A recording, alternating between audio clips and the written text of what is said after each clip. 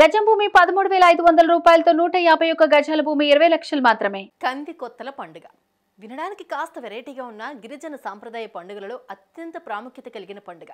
ప్రతి ఏడాది డిసెంబర్ వచ్చిందంటే చాలు గిరిజన ప్రాంతాల్లో ఈ పండుగ సందడి మొదలవుతుంది. అసలు ఈ పండుగ ఏంటి, దీని వెనుకాల ఉన్న కథ ఏంటి?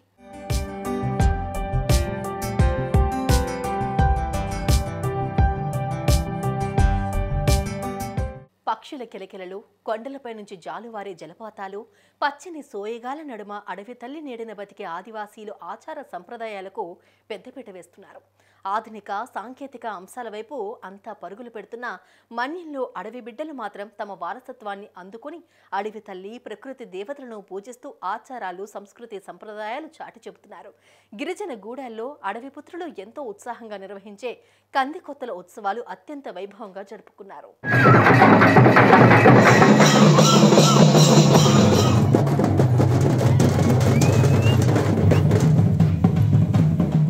సాధారణంగా అందరికీ పెద్ద పండుగ సంక్రాంతిగా చెప్పుకుంటాం. కానీ పార్వతీపురం, మన్యం జిల్లా లాంటి ఏజెన్సీలోని ఆదివాసీలు మాత్రం సంక్రాంతి మాదిరిగానే కందికొత్తల ఉత్సవాలు 5 రోజుల పాటు వైభవంగా నిర్వహిస్తూ ఉంటారు.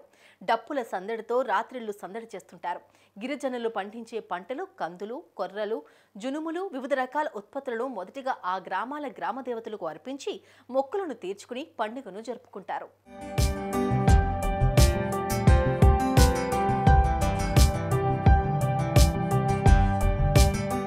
ఈ ఉత్సవాల్లో దీసరోడు, జొన్నోడు, ఎజ్జాడు కీలక పాత్ర పోషిస్తారు. దేవతలను గ్రామాల్లోకి తీసుకురావడం, పూజలు చేయించడం, అనుపోత్సవాలు తర్వాత అటవీ ప్రాంతానికి సాగనంపే వరకు బాధ్యత వహిస్తారు.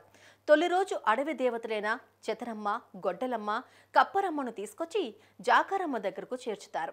గడప గడపకు తీసుకెళ్లి దర్శించుకుంటారు. కోళ్లు, చీరలు, బంగారు, వెండి కట్టలతో మొక్కులు చెల్లిస్తారు.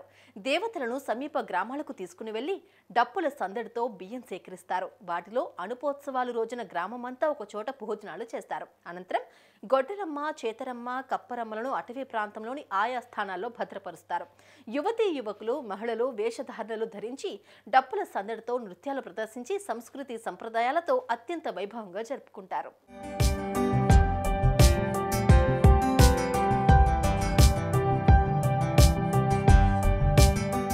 ఈ పండుగ సందర్భంగా వన్యప్రాణులు, విషసర్పాలతో హాని కలగకుండా ఉండాలని కోరుకుంటూ అడవి దేవతలకు ప్రత్యేక పూజలు చేస్తూ ఉంటారు. ప్రధానంగా గిరిజనులు కొండపోడులో సాగు చేసే కంది పంట ముందుగానే చేతికొచ్చినప్పటికీ ఏజెన్సీలోని గిరిజనులు మాత్రం కనీసం ఒక్క గింజ కూడా నోట్లో పెట్టరు. కందికొత్తల ఉత్సవాల తర్వాత మాత్రమే కందులతో పాటు గంటెలు, జొన్నలు, సామలు వంటి చిరుధాన్యాలను ఆరగిస్తారు. తొలుత సేకరించిన కందులను అమ్మవారికి బోనాలతో నైవేద్యం పెట్టి పూజలు అనంతరం ఆరగించడం ఆనవాయితీగా వస్తోంది. ఎంతైనా గిరిజనుల సాంప్రదాయాల్లో ఇలాంటి పండుగలు, వాటి వెనకాల ఉన్న కథలు వచ్చే తరాల వారు తెలుసుకోవాలి. ఏమంటారు? కామెంట్ చేయండి.